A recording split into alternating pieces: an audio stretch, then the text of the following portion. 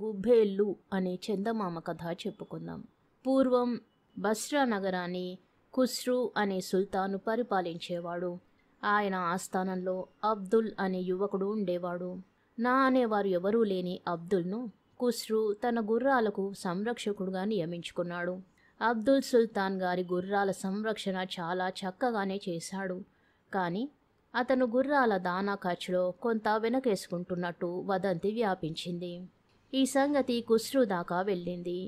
ఆయన అబ్దుల్ను పిలిపించి, గుర్రాల తిండి ఖర్చులో నువ్వు కొంత కాజేస్తున్నావట, నిజమేనా అని అడిగాడు. అబ్దుల్ నీళ్లు నమిలాడు. ఆనాటి నుంచి అబ్దుల్ ఉద్యోగం మారింది. అతనికిప్పుడు 100 మంది సైనికులకు జీతాలు ఇచ్చి వారి వద్ద రసీదులు పుచ్చుకునే పని ఇచ్చారు. అబ్దుల్ ప్రవర్తనను కనిపెట్టడానికే ఖుస్రు ఈ ఉద్యోగం ఇచ్చాడు. ఆ సంగతి అబ్దుల్ ఎరగడు. ఈ కొత్త పనిలో కూడా అబ్దుల్ లంచాలు పట్టాడు. అతను సైనికులకు పూర్తి జీతాలివ్వక కొన్ని నాణాలు తాను ఉంచుకోసాగాడు. ఇది కూడా బయటపడింది. డబ్బుతో సంబంధించిన పని ఏది ఇవ్వకూడదనుకుని ఖుస్రు అబ్దుల్కు పూల తోటకు కాపలా కాసే పని ఇచ్చాడు. అతని కింద 10 మంది తోట కూలీలు ఉండేవారు. 2 నెలల పాటు అబ్దుల్ మీద ఏ ఫిర్యాదు రాలేదు. ఒకనాడు ఖుస్రు గారి చిన్న కొడుకు తోటలో ఆడుకుంటూ బంతిని గట్టిగా తన్నాడు. అది అబ్దుల్కు తగిలింది. అబ్దుల్ విరుచుకుపడిపోయాడు. కుర్రవాడు గాబరాపడి అబ్దుల్ వద్దకు వచ్చి అతన్ని కుదిపి చూశాడు. అబ్దుల్ నెమ్మదిగా కళ్ళు తెరిచి, ఈ సంగతి సుల్తాన్ గారికి చెబుతాను ఉండు అన్నాడు. సుల్తాన్ కొడుకు వణికిపోయాడు. అతడికి తండ్రి అంటే తగని భయం. ఈ సంగతి తన తండ్రికి చెప్పవద్దని ఆ కుర్రవాడు అబ్దుల్ను బతిమాలసాగాడు. అబ్దుల్ ఆ కుర్రవాడి మెడలో ఉన్న ముత్యాల హారం కేసి తదేకంగా చూడసాగాడు. ఆ కుర్రవాడు ఆ హారాన్ని అబ్దుల్కిచ్చి మంచి చేసుకోవాలనుకున్నాడు. అబ్దుల్ ఏమీ అనకుండా కుర్రవాడిచ్చిన హారాన్ని తీసుకున్నాడు. అది మొదలు సుల్తాన్ గారి చిన్న కొడుకు అబ్దుల్కు డబ్బు, చిన్న చిన్న బంగారు వస్తువులు ఇస్తూ వచ్చాడు. ఈ సంగతి తోటమాలీలకు తెలిసిపోయింది. వాళ్ళు సుల్తాన్ గారితో చెబుతామని బెదిరించారు. అబ్దుల్ భయపడడానికి మారుగా, సుల్తాన్ గారి అబ్బాయి నాకిచ్చే బహుమానాలలో వాటా కోసం నన్ను బెదిరిస్తున్నారని నేనే వెళ్ళి సుల్తాన్ గారికి ఫిర్యాదు చేస్తాను అన్నాడు. తోటమాలీలు హడలిపోయారు.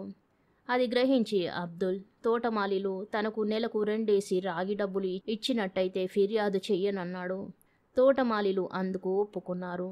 అయితే సుల్తాన్ గారి భార్య తన కొడుకు ఆభరణాలు మాయమవుతున్న సంగతి పసిగట్టింది. కుర్రవాణి నిలదీసి అడిగితే వాడు భయపడుతూ నిజం చెప్పేశాడు. ఈ సంగతి ఖుస్రు దాకా వెళ్ళింది. అబ్దుల్ సుల్తాన్ కొడుకు దగ్గర నగలు, నాణ్యాలు పుచ్చుకుంటున్నట్టు తోటమాలీలు సాక్ష్యం చెప్పారు. ఖుస్రు అబ్దుల్ను దివాను నుంచి వెళ్ళగొట్టి, నీ ముఖం మళ్ళీ చూపకు అన్నాడు. అబ్దుల్ దివానం విడిచి వెళ్ళిపోయి 3 రోజుల అనంతరం కోట సింహద్వారం వెలుపల మకాం వేశాడు. అతను తన ముందు కొన్ని చిటా పుస్తకాలు పెట్టుకుని తాను చూసేది, వినేది సమస్తము విచక్షణ లేకుండా రాసుకోసాగాడు. కోటలోకి ఎవరు వెళ్ళారో, ఎవరు బయటికి వచ్చారో, వారి వెంట ఏమేమి సరుకులున్నాయో రాశాడు. చివరకు ఎక్కడన్నా గాడిద ఊండ్రపెట్టినా అది పుస్తకంలోకి ఎక్కేది. అతన్ని చూసి ఎరిగిన వాళ్ళు నవ్వుకునేవాళ్ళు. అబ్దుల్ చేస్తున్న పని గురించి విని సుల్తాన్ కూడా విరగబడి నవ్వాడు. అబ్దుల్కు మతి చెడిందని అందరూ అనుకున్నారు. కొన్ని నెలలు గడిచాయి. ఒకరోజు అర్ధరాత్రి వేళ అబ్దుల్ యథాస్థానంలో కూర్చుని కునికిపాట్లు పడుతున్నాడు. ఇంతలో కోటకు ఉత్తరపు దిక్కుగా ఉన్న పెద్ద కందకం నీటిలో ఏవో బరువైన వస్తువులు పడ్డట్టుగా 3 సార్లు చప్పుడయింది. తరువాత మరి శబ్దం లేదు. అబ్దుల్ చప్పున పుస్తకం తీసి ఉత్తరపు కందకంలో 3 గుబ్బేళ్ళు అని రాసుకున్నాడు. జరిగినదేమిటంటే, ఆ క్రితం రోజు ఏదో ఉత్సవం కావడం చేత కాపలా వాళ్ళు తప్పతాగి నిద్రపోయారు. ఆ రాత్రి 3 గజ దొంగలు కోటలో ప్రవేశించి ఖజానా కొల్లగొట్టి 3 పెద్ద పెట్టెల నిండా బంగారు, వెండి నాణాలు నింపి కందకం దాకా తెచ్చి అందులో వేశారు. రాత్రిపూట కందకం మీది వంతెన ఎత్తి ఉంటుంది కనుక కందకం చాలా వెడల్పు, లోతు కావడం చేత దొంగలు దాన్ని ఆ సమయంలో దాటడం సాధ్యం కాలేదు. తరువాత అవకాశం దొరికినప్పుడు కందకంలోని పెట్టెలు తీసుకుపోదామనుకున్నారు దొంగలు. తెల్లవారుతూనే ఖజానా దోపిడీ వార్త అంతటా పొక్కింది. ఎంత వెతికినా దొంగలు గాని, పోయిన సొమ్ము గాని దొరకలేదు. ఖుస్రుతో ఆంతరంగికుడొకడు అబ్దుల్ అహోరాత్రాలు కోట ద్వారాన్ని వదలక కూర్చుంటాడు కదా, అతని చిటాలో ఈ దొంగతనం తాలూకు ఏమైనా రాసి ఉన్నదేమో విచారిస్తామా హుజూర్ అన్నాడు. ఖుస్రు అబ్దుల్ను చిటా పుస్తకాలతో సహా రమ్మని ఆజ్ఞాపించాడు.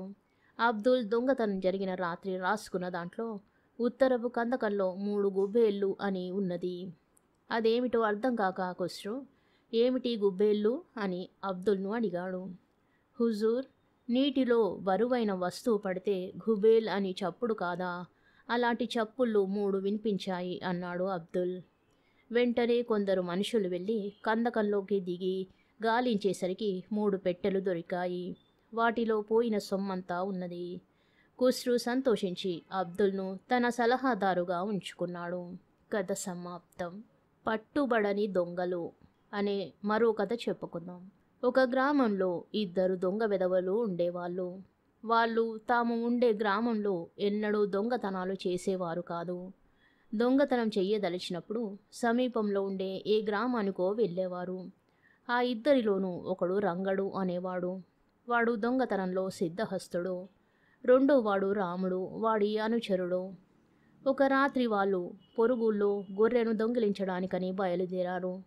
రాత్రి బాగా పొద్దుపోయి వాళ్ళు గ్రామం చివర శ్మశానం పక్కగా ఉన్న శివాలయం చేరుకున్నాడు. రంగడు రాముని ధ్వజస్తంభం దిమ్మె చాటున కూర్చుని ఉండమని చెప్పి తాను గొర్రెను తేబోయాడు. చీకటి రాత్రి అంతటా నిశ్శబ్దంగా ఉంది. రాముడు తన వెంట వేరుశెనక్కాయలు తెచ్చుకున్నాడు. ఊరికే కూర్చోవడం విసిగెత్తి వాడు మూట విప్పి వేరుశెనగ డిప్పలు పంటితో కొరికి పప్పులు తినసాగాడు. మండపం మీద పడుకొని నిద్రపోతున్న శివాలయం నౌకరు అకస్మాత్తుగా మేలుకొని కటకటమన్న శబ్దం విన్నాడు. శ్మశానంలో రాత్రిపూట దయ్యాలు తిరుగుతాయని వాడు విన్నాడు. కానీ అవి శ్మశానంలోనే ఉంటాయని, పాతిపెట్టిన శవాలను పీక్కు తింటాయని వాడి నమ్మకం. ఆ దయ్యాలు తిన్నగా గుడిలోకి వచ్చి ఎముకలను కొరుకుతున్నాయని వాడు కలలో కూడా ఊహించలేదు. ఆలయంలోకి దయ్యాలు వస్తే వాటిని వెళ్ళగొట్టే పని పూజారిది. అలా అనుకుని ఆలయం నౌకరు మండపం దిగి పూజారి ఇంటికి వెళ్ళి తలుపు తట్టి పూజారిని లేపి, ఏం స్వామి, శ్మశానంలో దయ్యాలు శవాలను తెచ్చి గుళ్ళోనే తింటున్నాయి. వచ్చి వాటిని తోలేయండి, లేకపోతే గుడికి అప్రతిష్ట అన్నాడు. పూజారి స్థూలకాయుడు. ఆయనకు కీళ్ళవాతం ఉన్నది. వాతపు నొప్పులు రాత్రిపూట మరీ జాస్తిగా ఉంటాయి. కాలు తీసి కాలు పెట్టడానికి ప్రాణం పోయినంత పని అవుతుంది. నేను అడుగు కూడా నడవలేను, ఎలాగురా అన్నాడు పూజారి. తమరు రాక తప్పదు. నడవలేకపోతే నా భుజాల మీద ఎక్కి కూర్చోండి, నేను తీసుకుపోతాను అన్నాడు నౌకరు. విధి లేక పూజారి ఆలయం నౌకరు భుజాల మీద ఎక్కి బయలుదేరాడు. ఈ లోపుగా రాముడు వేరుశెనక్కాయలు తినడం పూర్తి చేసి ఎవరో వస్తున్న అలికిడి విని ధ్వజస్తంభం పక్క నుంచి తొంగి చూశాడు. ఎవరో మనిషి తన భుజాల మీద ఏదో లావుపాటి దాన్ని మోసుకొస్తూ ఉండడం వాడికి కనిపించింది. ఆ వచ్చేది రంగడే అనుకుని రాముడు, బాగా బలిసినదేనా అని అడిగాడు. ఈ మాట వినగానే ఆలయం నౌకరు పై ప్రాణాలు పైనే పోయినంత పని అయింది. వాడు పూజారిని చప్పున కింద పడేసి కాలి సత్తువ కొద్దీ పారిపోయాడు. పూజారికి కూడా కీళ్ళ నొప్పులు అంతగా తెలిసినట్టు లేదు. ఆయన శరవేగంతో వెళ్ళి తన ఇంట్లో పడి తలుపులు బిడాయించేసుకున్నాడు.